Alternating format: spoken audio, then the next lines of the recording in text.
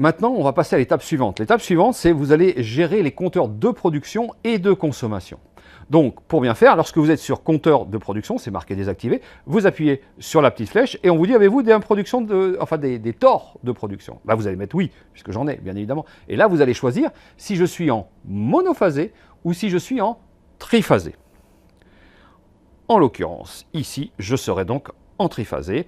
S'assurer que le circuit PV est activé, je coche et je fais configurer le compteur de production. Et là, j'ai ma mesure de production qui est inférieure aux prévisions. Donc c'est normal, ici on est sur un banc de test, hein. Vous n'aurez pas la même chose sur votre site.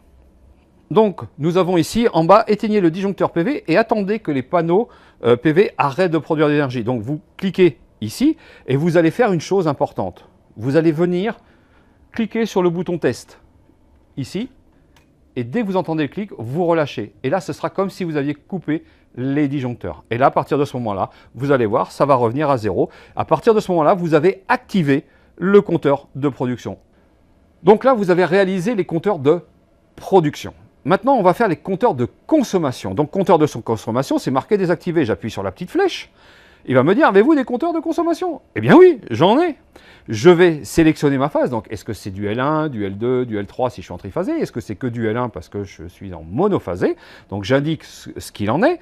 Ensuite, l'emplacement du compteur. Je vais donc vérifier que je suis charge avec solaire ou charge sans solaire. Lorsque vous appuyez sur la flèche qui se trouve à droite, vous allez voir à quel endroit on va mettre la pince de consommation.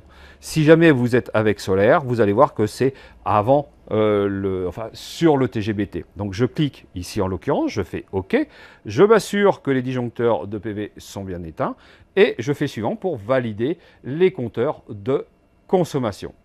Et là, pour voir si mes valeurs vont augmenter, je vais mettre un appareil en route. Alors sur du monophasé, c'est très facile, vous branchez sur une prise, vous mettez un micro-ondes en route, un four, enfin bref, quelque chose qui dégage un peu d'énergie, qui va piquer de l'énergie, et à partir de ce moment-là, ça va très bien fonctionner. Là, en l'occurrence, comme c'est un démo, je vais mettre ma bouilloire en route. Vous pouvez le faire aussi. Sur du triphasé, c'est plus compliqué, parce qu'il faudrait que vous regardiez vos 3 phases. Donc vous pouvez le faire, mais ce sera un petit peu plus long. Et là, je m'aperçois que, en effet, ça consomme, ça monte, ça monte. Donc, a priori, c'est correct. Maintenant, on va passer donc à l'étape suivante. L'étape suivante, on va vous dire « Félicitations, le processus de mise en service est terminé ».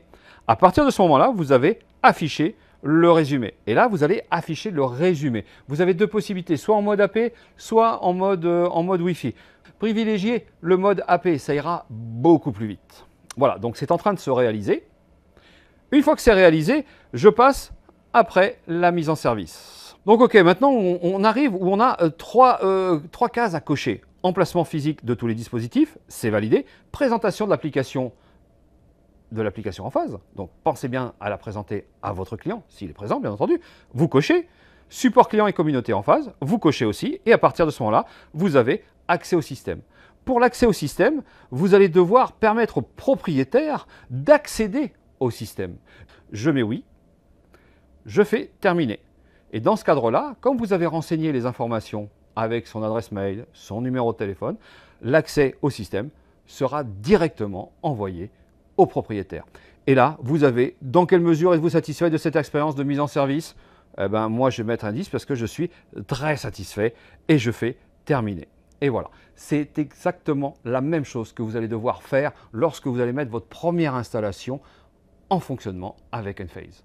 Je vous remercie beaucoup. Vous avez d'autres vidéos qui sont à votre disposition sur les pinces de consommation, sur la remise en place d'une gateway. N'hésitez pas à nous faire partager vos avis.